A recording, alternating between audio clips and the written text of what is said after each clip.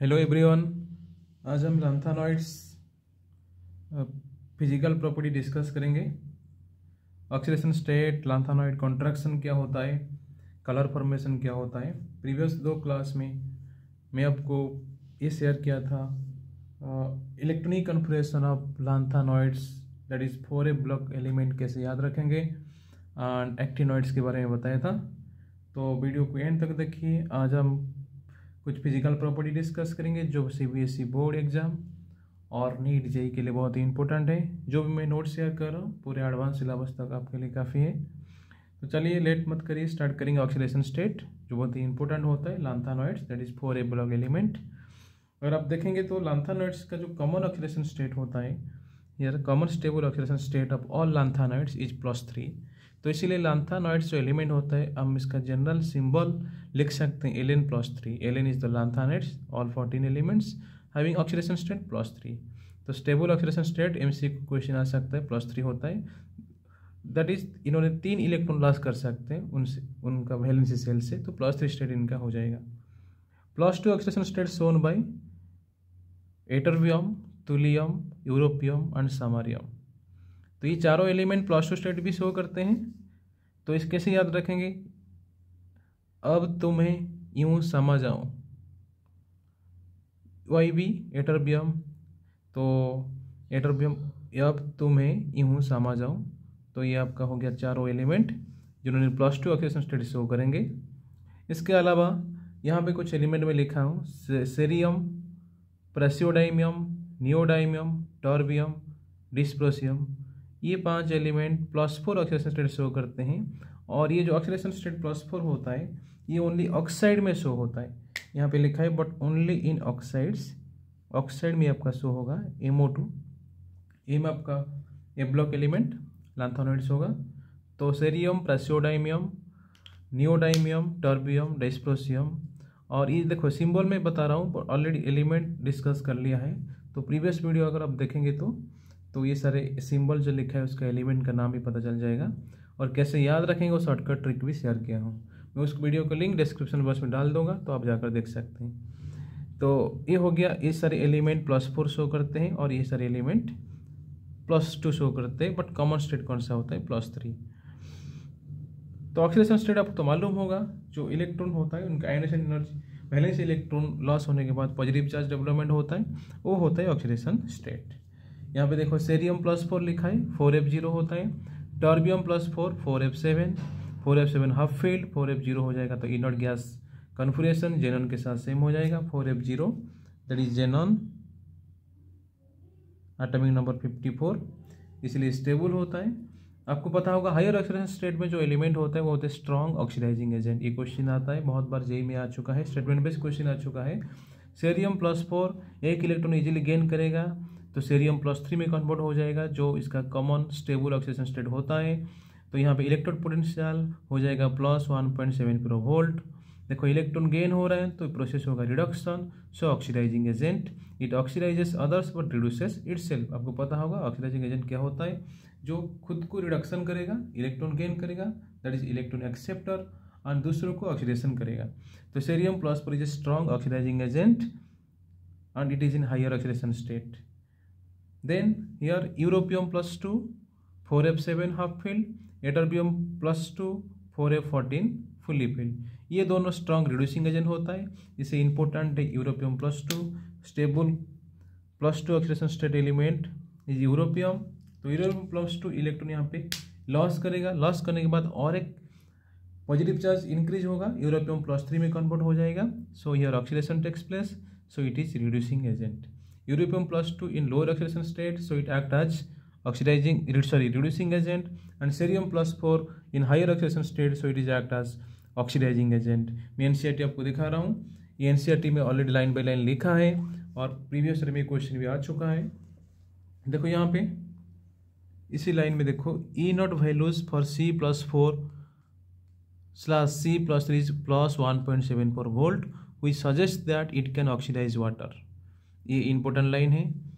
However, the reaction rate is very slow and hence CIV that is +4 is a good analytical agent।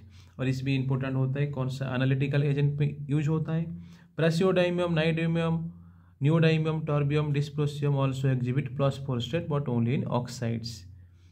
और यहाँ पे लिखा है europium +2 is a strong reducing agent changing to the common +3 state. और यहाँ पे और एक पॉइंट में ऐड करना चाहता हूँ, यहाँ पे देखो तो behaviour of samarium is very much like europium and exhibiting both +2 and +3 oxidation state. ये भी इंपॉर्टेंट है, समारियम का +2 +3 दोनों स्टेट होता है। NCERT line by line is very very important for both entrance examination and board examination, तो इसीलिए हम लाइन बाई लाइन डिस्कस करेंगे। जो भी लाइन में लिखा है एनसीईआरटी से ही लिखा है और ये सारे बहुत ही इंपॉर्टेंट होता है। तो यहाँ पे आपको और एक बार रिवाइज कर रहा हूँ, सेरियम का +4 स्टेट होता है, सेरियम इज ऑक्सीडाइजिंग एजेंट है। और यूरोपियम का +2 स्टेट स्टेबल होता है, वो एक रिड्यूसिंग एजेंट है, lower state reducing, higher state oxidizing. कौन सा एलिमेंट ऑक्सीडाइजिंग होगा, कौन सा +2 से स्टेट शो करेगा, कौन सा +4 स्टेट शो करेगा, ऑलरेडी मैं लिख चुका हूँ। देन सेकेंड प्रॉपर्टी स्टार्ट करेंगे। Second property here lanthanoid contraction, very very important, that is variation of size. You know from left to right atomic size और ionic size decreases, that is atomic radii. Here atomic radii and ionic radii, that is radius, decreases with increase in atomic number from lanthanum to lutetium। तो reason क्या होता है, बहुत ही important होता है reason, direct question आता है। Imperfect और poor shielding of 4f electron, you are given imperfect और poor shielding of 4f electrons.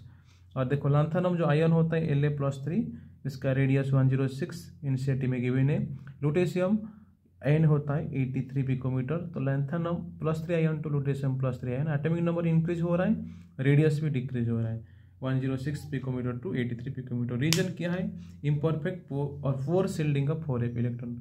क्या ये होता है, मैं आपको एक्सप्लेन कर रहा हूँ। देखो ये आपको पता है screening effect, that is repulsion और protection power of orbitals, repulsion of electrons, inner electrons, s का सबसे ज़्यादा होता है, then p, then d, then F.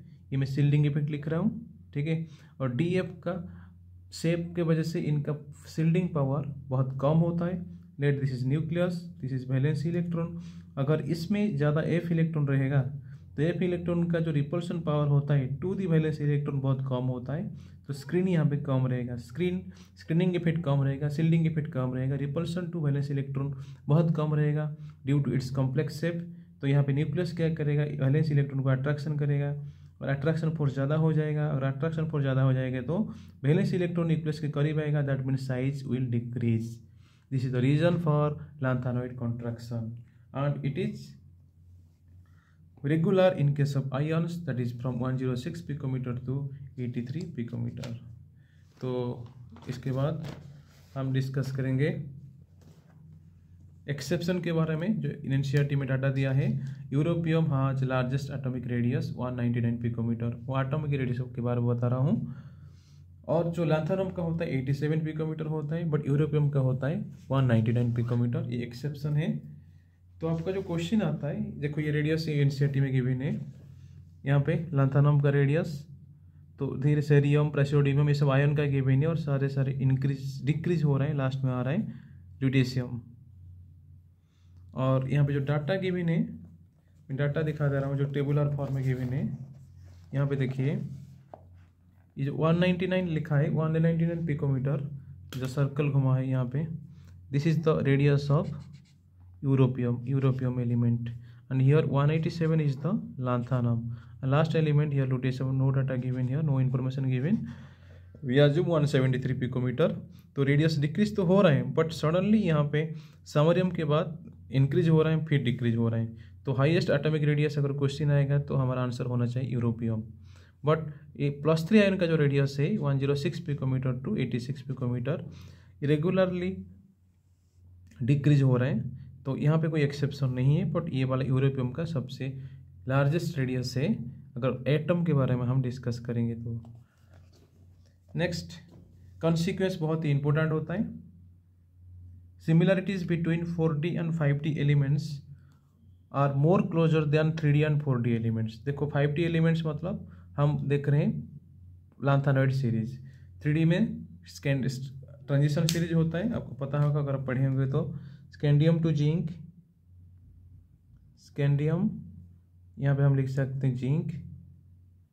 Scandium to zinc जो एलिमेंट होता है ये आपका हो जाएगा 3D सीरीज। देन 4D में आ जाएगा एट्रियम, ये सब एलिमेंट आएगा कैडमियम तक। देन 5D में आ जाएगा लंथानम, देन ये सारे लंथानाइड एलिमेंट बीच में आएगा, और यहाँ पे हाफनियम से शुरू होगा, फिर हो जाएगा मरकुरी। तो लंथानम टू हाफनियम ये जो एलिमेंट है ये आपका ए ब्लॉक एलिमेंट है, इनर ट्रांजिशन एलिमेंट है। तो यहाँ पे जो इनर ट्रांजिशन एलिमेंट है ये सारे एलिमेंट का जो साइज डिक्रीज हो रहा है, लंथानाइड कॉन्ट्रैक्शन आ रहा है, इसलिए 5D और 4D ऊपर वाला जो एट्रियम वाला एलिमेंट है इनका सिमिलरिटी कुछ होता है और मोर क्लोज हो जाते हैं as compare to the 3D and 4D elements. तो प्रॉपर्टी कुछ सिमिलर हो जाता है। फर्स्ट हम एग्जांपल ले जाएंगे एटॉमिक साइज। देखो जिरकोनियम एलिमेंट होता है 4D का, जिसमें 4D एट्रियम के बाद यहाँ पे आ जाएगा zirconium.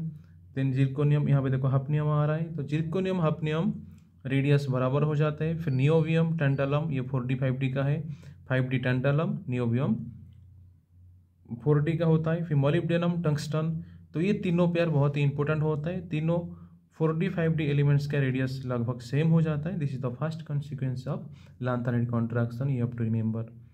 The separation of lanthanides is very difficult. देखो साइज तो बराबर हो रहा है, साइज डिक्रीज हो रहा है, बट इनका जो डिफरेंस होता है दोनों एलिमेंट के बीच में बहुत कम होता है।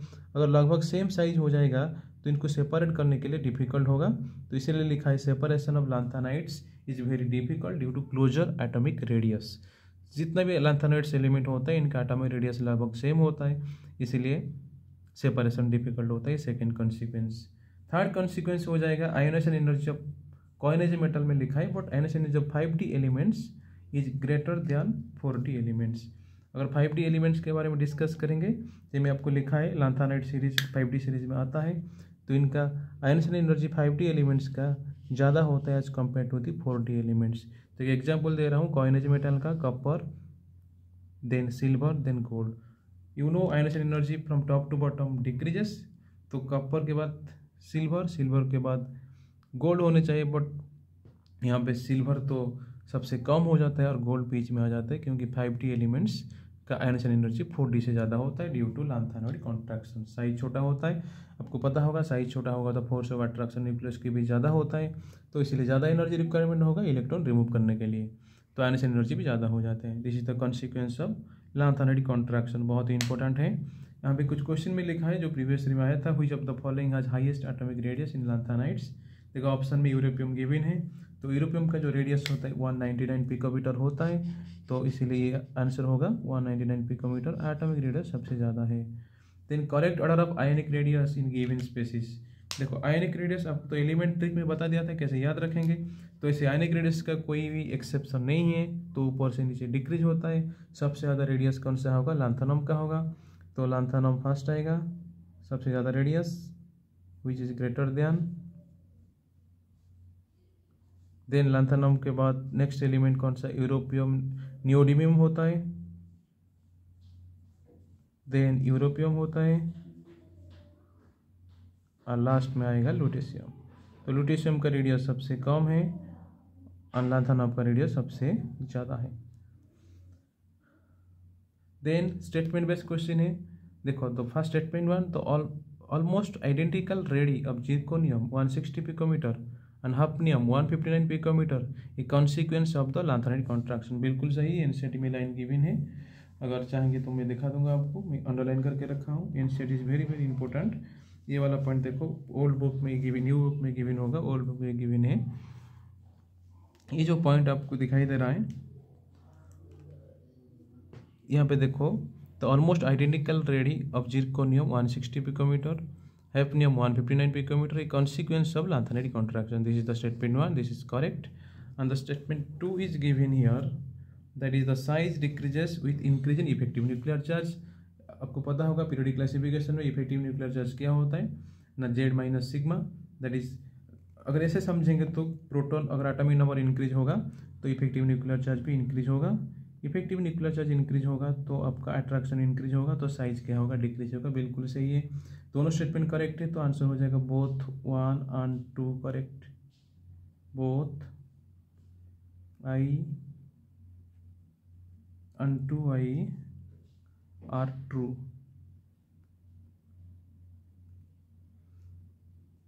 So this is all about lanthanide contraction. Next physical property, we will start ionization enthalpy.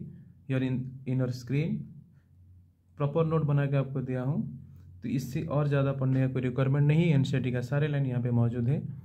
देखो, lanthanides have very low ionization energy, hence highly electropositive in nature. इनका आयनाइजेशन एनर्जी सबसे कम होता है, तो इसीलिए इन्होंने क्या करते हैं ना, इनका जो इलेक्ट्रॉन लूजिंग टेंडेंसी ज़्यादा हो जाता है, तो इसीलिए यह सारी इलेक्ट्रोपॉजिटिव होता है।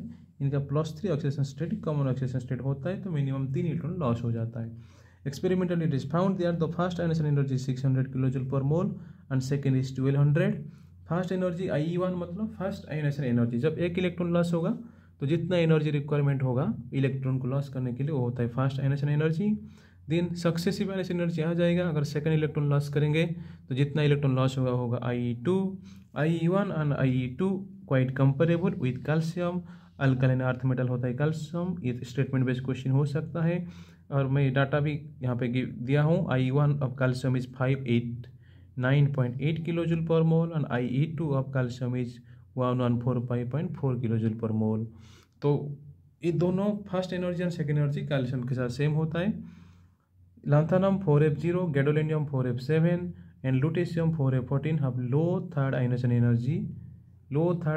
energy values due to empty and half filled and completely filled orbitals। देखो, ये थर्ड आयनाइजेशन एनर्जी कैसे लो हो गया। मैं लैंथेनम का एग्जांपल दे रहा हूँ, नहीं तो गैडोलिनियम का एग्जांपल दे रहा हूँ। और गैडोलिनियम पहले से 2 इलेक्ट्रॉन लॉस कर लिया है, फिर जो थर्ड इलेक्ट्रॉन लॉस होगा तो ही जाकर Gd+3 में कन्वर्ट होगा। ओके, देखो यहाँ पे Gd+2 का कॉन्फिगरेशन क्या होगा। गैडोलिनियम 4F7 Gd+3 में होता है, तो यहाँ पे ऑब्वियसली क्या हो जाएगा, 4F7 के साथ 5D1 कॉन्फिगरेशन चेक करना, 5D1 होता है, और ओनली Gd का क्या हो जाता है, 6s2 भी ऐड होता है। तो मैं डिटेल्स कॉन्फिगरेशन प्रीवियस लेक्चर में बताया था। तो यहाँ पे देखो, और एक इलेक्ट्रॉन लॉस होने के बाद Gd+2 से ये मोर स्टेबल फॉर्मेशन हो रहा है। यहाँ पे जो 4F7 इलेक्ट्रॉनिक कॉन्फिगरेशन आ रहे हैं आपके स्क्रीन में है, ये ज़्यादा स्टेबल है, क्योंकि F का कैपेसिटी 14 इलेक्ट्रॉन होता है, 7 इलेक्ट्रॉन है तो हाफ फील्ड हो गया, मोर स्टेबल। तो ये नॉर्मल इलेक्ट्रॉनिक कॉन्फिगरेशन से एक इलेक्ट्रॉन इजीली लॉस होगा, इसीलिए यहाँ पे एनर्जी कम लगेगा। This is third ionization energy. यहाँ पे जितना एनर्जी रिक्वायरमेंट होगा, this is very low due to stable electronic configuration. Okay, अगर स्टेबल फॉर्मेशन हो रहा है, प्रोडक्ट में फॉर्मेशन होगा तो वहाँ पे कम एनर्जी लगेगा, अगर रिएक्टेंट में स्टेबल है तो ज़्यादा एनर्जी लगेगा। तो इसलिए लैंथेनम का 4F0 लिखा है और गैडोलिनियम का 4F7 लिखा है। तो ये सारे 4F0 मतलब इनर्ट गैस कॉन्फिगरेशन हो गया, ये हाफ फील्ड हो गया, ये फुली फील्ड हो गया, तो इनका लो थर्ड आयनाइजेशन एनर्जी होता है। यहाँ पे क्वेश्चन कैसे आ जाएगा, इलेक्ट्रॉनिक कॉन्फिगरेशन ऐसे देगा तो पूछेगा थर्ड एनर्जी का वैल्यू किसका लो हो सकता है, तो ऐसे टाइप का क्वेश्चन हो सकता है। हालांकि इसका ऑर्डर ऐसे क्वेश्चन नहीं आ सकता, बट ये कुछ स्टेटमेंट बेस्ड क्वेश्चन भी हो सकता है। जो सारे क्वेश्चन में एक टॉपिक खत्म होने के बाद प्रीवियस क्वेश्चन के साथ डिस्कस करेंगे। आज के लिए लास्ट प्रॉपर्टी जो है मैग्नेटिक बिहेवियर है। आपको मैग्नेटिक बिहेवियर तो डी ब्लॉक में डिटेल्स में पता होगा कि अनपेड इलेक्ट्रॉन है तो पैरामैग्नेटिज्म शो करता है, अनपेड इलेक्ट्रॉन एब्सेंट है तो डायमैग्नेटिज्म शो करता है। देखो, presence of unpaired electron show paramagnetism, clearly आपका स्क्रीन में लिखा है। अनपेड इलेक्ट्रॉन अगर सिंगल इलेक्ट्रॉन रहेगा तो वहाँ पे स्पिन मोशन आएगा, स्पिन कंट्रीब्यूशन आएगा, इसलिए वो अट्रैक्टेड होगा towards magnetic field, that is paramagnetism. अगर अनपेड इलेक्ट्रॉन एब्सेंट है तो डायमैग्नेटिक नेचर शो करेगा, that is repelled by the magnetic field. Magnetic moment here is the factor sum of two factors, one is spin contribution, another is orbital contribution। but D block में only magnetic moment find out होता है। यहाँ पे दोनों contribution है, but आपके syllabus में only spin only magnetic moment question आएगा, that depends upon the number of unpaired electron. तो स्पिन ओनली मतलब अगर अनपेयर्ड इलेक्ट्रॉन है तो इनका स्पिन पॉजिटिव में आएगा, अगर पेयर्ड इलेक्ट्रॉन है इनका स्पिन कैंसिल हो जाएगा, इसलिए इसे हमको बोलते हैं स्पिन ओनली। एग्जांपल दे रहा हूँ, देखो यहाँ पे अगर आपके पास D1 कॉन्फिगरेशन है तो D1 में कितना है, D का तो 5 ऑर्बिटल होता है, 1 2 3 4 5, तो 1 इलेक्ट्रॉन होगा तो स्पिन आएगा प्लस हाफ, तो स्पिन कैंसिल नहीं होगा। देखो, अगर आपके पास D10 कॉन्फिगरेशन होता है तो D10 मतलब सारे D10 में 5 ऑर्बिटल D का होता है, 1 2 3 4 5, तो 2 4 6 8 10। आपको पता है एक ऑर्बिटल में जो 2 इलेक्ट्रॉन होता है, एक इलेक्ट्रॉन का स्पिन होगा प्लस हाफ और एक इलेक्ट्रॉन का स्पिन होगा माइनस हाफ। तो plus half minus half cancel, तो स्पिन क्वांटम नंबर यहाँ पे 0 हो गया। तो इसीलिए जहाँ पे पेयर्ड इलेक्ट्रॉन होता है, कंप्लीटली फील्ड होता है, तो वहाँ पे मैग्नेटिक मोमेंट 0 होता है due to absence of unpaired electron. तो स्पिन ओनली मैग्नेटिक मोमेंट अगर क्वेश्चन आएगा तो हम यहाँ पे फॉर्मूला यूज करेंगे n/2। तो जेई में प्रीवियस ईयर में क्वेश्चन आ चुका है। Here maximum spin only paramagnetism, that is spin only magnetic moment observed in Gd+3 ion, that is gadolinium+3, जिसका इलेक्ट्रॉनिक कॉन्फिगरेशन होता है 4f7। तो यहाँ पे f का 7 ऑर्बिटल होता है, तो 7 अनपेयर्ड इलेक्ट्रॉन है। तो magnetic moment mu is equal to 7 × 7+2 square root, that is √63 and value will be 7.9 pm। तो मैग्नेटिक प्रॉपर्टी में प्रीवियस में क्वेश्चन आ चुका है, आपको स्पेसिस दिया होगा और पूछेगा which of the following have unpaired electron, which of the following shows paramagnetic nature, which of the following pairs are diamagnetic. तो ऐसे क्वेश्चन आ सकता है। तो electronic configuration in lanthanoids and actinoids is very very important, जो already मैं आपके साथ शेयर कर चुका हूँ। वो ट्रिक पढ़िए, ट्रिक समझिए। देन एलिमेंट टू एलिमेंट कैसे इलेक्ट्रॉनिक कॉन्फिगरेशन वेरी हो रहा है, एक्सेप्शन क्या है, सारे ट्रिक से बताया था, वो आपके लिए फायदेमंद होगा। And last point here, maximum overall paramagnetism observe in neodymium. Neodymium के पास इतना अनपेयर्ड इलेक्ट्रॉन नहीं है, but due to 2 factors, spin contribution and orbital contribution, here neodymium element has maximum paramagnetism। अगर spin only magnetic moment पूछेगा तो gadolinium का highest होगा। तो here unpaired electron is present, that shows paramagnetism, if absent that is diamagnetism। तो आज के लिए इतना ही, और जो प्रॉपर्टी बाकी है मैं नेक्स्ट क्लास में लैंथेनॉइड कंप्लीट करूँगा, इसके साथ प्रीवियस ईयर क्वेश्चन भी सॉल्व करूँगा।